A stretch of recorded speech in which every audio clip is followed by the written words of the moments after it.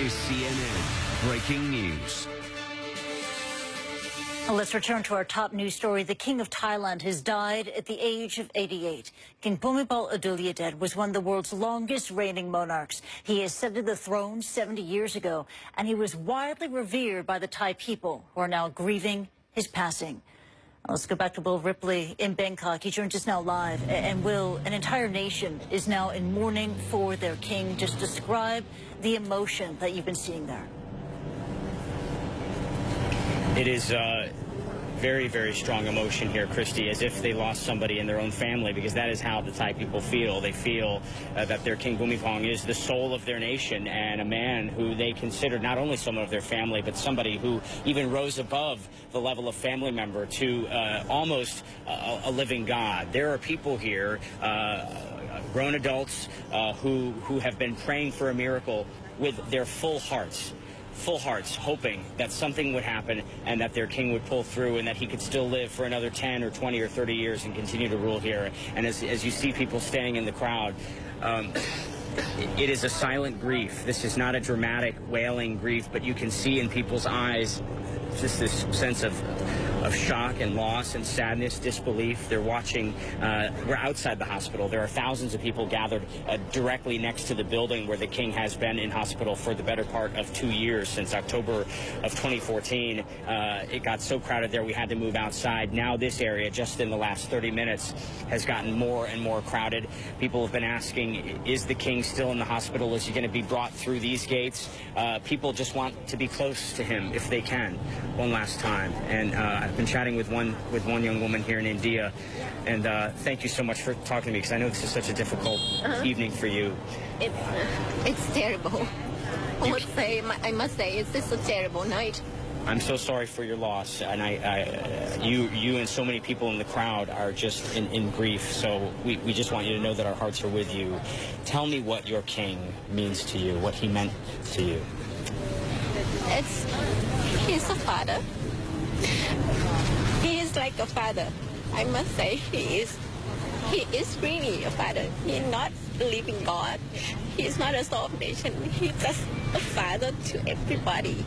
A father who worked every day for past 70 years without holiday, without even vacation. Right now, he's not a father. He is a grandpa who didn't have any holiday or even he bedridden in the hospital. But you were hoping for a miracle even this afternoon when you left work to come here. With all my heart, I hope that miracle will be happen.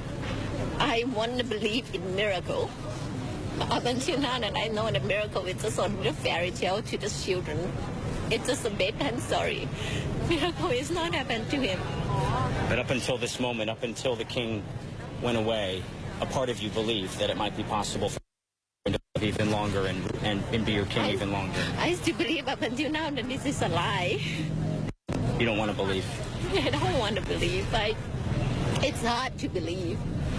And it's important that you mention that, you don't consider him a living God, because there was a time here in Thailand where common people couldn't even look at their king, and yet he was out for years in the rural areas. He was putting his hands in the soil. He was composing music that was played on the radio. He turned the palace into experiments for dairy farmers and for fish farming. I mean, he wanted to take care of the people of this country, and he did that in a way really unique to almost any other monarch in the world. Yeah. Think of something. When you have a child, what you want to do for your child? You will always want to do the best thing for your child. He's the same. I'm not thinking of him as a living God. He's a father. He's a grandpa that want to do everything, the best thing for his kids. Around 78 million kids in this country. That's what he wants to do. He wants to say that he doesn't have a vacation. Population 65 million is a lot of kids to look after, but yeah. You think he did it like none other? No, he said that all of us already, some of us or something, we already suffer. Do you have he cannot just take one day break because they are already suffer. Even one day, if he can lift it, that suffer, it means they can gain more happiness. Do you have a favorite memory of your king or a favorite moment when you look back? When I grow up, the king he's already getting old. So when I look at him and just like, I have never seen the king in every monarch in the world that he will just using very simple life. He didn't have any much of jewelry. He is not a king in a fairy tale who just live in a big castle, sitting on a throne, order everything. And you have to think about Queen Sirikit too. She's 86. She's in the hospital. Yeah. And we still hope that she will be getting back. Our mother will be getting back, getting better and better every day. We lost our father today. We don't want to lose our mother again. The two of them married since 1950. Yeah. What an example of love. Trust. This is longer than when you can say that love will be stay. This is trust. This is believe in each other that they make the whole people can be together. She support to each other for a very long time. Dia, thank you very much for speaking with me. I know this is such a hard time for you, and our hearts are with you. Yeah. And everybody here. It's even though this is not, maybe this isn't your particular country's king or your country's grief, you cannot stand here in this moment and not feel the grief that Thailand is feeling here right now. The fact that so many people would come during their workday, after their workday, come just to try to stand, to be closer to the man who led this country for 70 years, a man who on several occasions, including back in 1992, pulled this country back from the brink of civil war because no matter what side of the political spectrum you were on in this deeply divided nation, there was one person who everybody listened to, and that is the king. That was the king. And now the king is gone, Christy. And Will, it was just so touching to hear and to listen to that young Thai woman who you were talking to just then, just to hear her reaction to the death of her king. And she described him as this father figure who wasn't this remote figure up in a castle, as she put it, but a father figure who was present in the lives of the Thai people and worked every day tirelessly for the people of Thailand.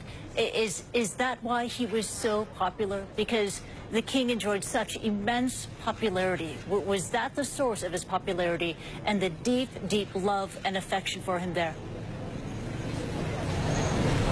Absolutely, because in this culture, and Thailand has had many monarchs, centuries of monarchs. He's the ninth monarch of this particular dynasty, and yet he gained a new level of respect because of the fact that he was so accessible.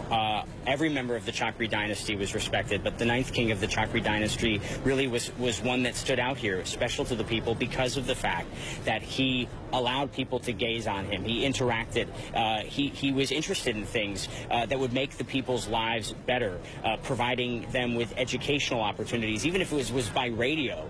He wanted to make sure that people could tune in and learn vocational skills. He wanted to make sure that every family in Thailand was food self-sufficient, because there was a time in the not-too-distant past when much of this country was malnourished. And instead of staying in the palace, he went out to these areas. He saw the situation firsthand, and then he took tangible steps to fix the situation. And so that kind of trust, that kind of relationship that you build with a monarch over not 10 or 20, but 70 years, you can imagine what a hole that leaves in this country. The relationship that he has with the Thai people isn't something that was bestowed upon him because he was the king. He earned it, and he worked very hard, as Dia was saying, and as other people have told us in this crowd as well.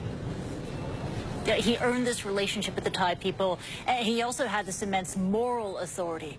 Tell us more about how, especially during some very, very destabilizing times, he was a stabilizing figure in Thai society and Thai politics.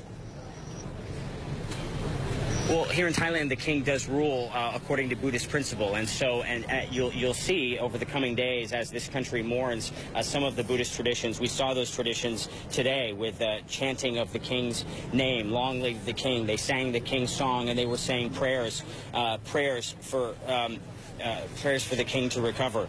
But King Bhumibol, the fact that he was married for 66 years, married to Queen Secret back in 1950, that they stay together, that they in this conservative society have shown that a marriage can endure, that love can endure. One of the things that we saw today were people posing with a portrait of the two of them, where he was handing her a bouquet of flowers, and everybody wanted to have their picture taken holding that portrait, because it is like a grandfather and a grandmother. And now their thoughts are with not only their grandmother, but also all of the other children who came and had to see their father one last time. But it's something that is so personal that many people here feel they have lost their country's glue, the glue that has held this country together during very difficult times. You can't have more than a dozen military coups and have a single monarch who remains in power, remains respected, and remains influential over both sides of the conflict repeatedly without this person being someone truly exceptional, and that is the king that Thailand has lost. Now, he was a stabilizing figure. He was a father figure, and a nation is in mourning after his death. Will Ripley reporting live for us. Thank you so much, Will. Take care. Now, Thailand's King Bhumibol Adulyadej ascended the throne in June of 1946, and his 70-year reign made him one of the world's longest-serving monarchs. He was born in the United States. He was educated in Switzerland. The king, he was revered with almost god-like status in Thailand, where he acted again as a stabilizing force at periods of major political upheaval. The monarch earned the reputation as a king of the people, as you heard from Will Ripley just then. All this due to his tireless work on projects to improve the lives of the rural poor. And the king also controlled the crown's vast fortune, which Forbes estimates to be around $30 billion. Criticism of senior royals is banned under Thailand's strict lèse-majesté laws. CNN will have continuing coverage of the death of the Thai king in the hours ahead. But for now, that is Newsstream. And World Sport with Christina McFarland is next.